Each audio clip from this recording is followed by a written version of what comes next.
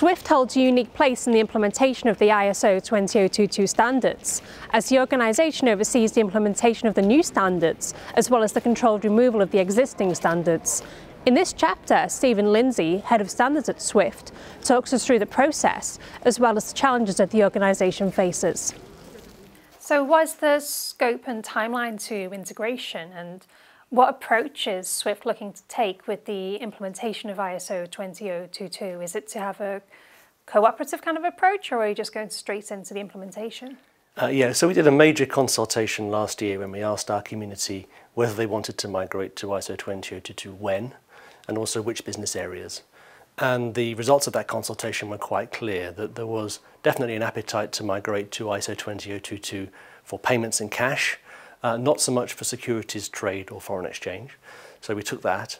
In terms of timing, one of the main drivers for the migration is that market infrastructures around the world are moving. Target 2, particularly here in Europe, is moving to ISO 20022 in 2021. So in order to provide an end-to-end payment, which is all ISO 20022 all the way through, we decided to go for that same date. So we'll start our migration in 2021, and it will run for 4 years to give the entire community the time to catch up. Mm-hmm. And how is Swift preparing for the implementation, and what are you doing with the corporates to help with the implementation? So we've been working with our community generally, and particularly with the market infrastructures again, who are one of the drivers of this.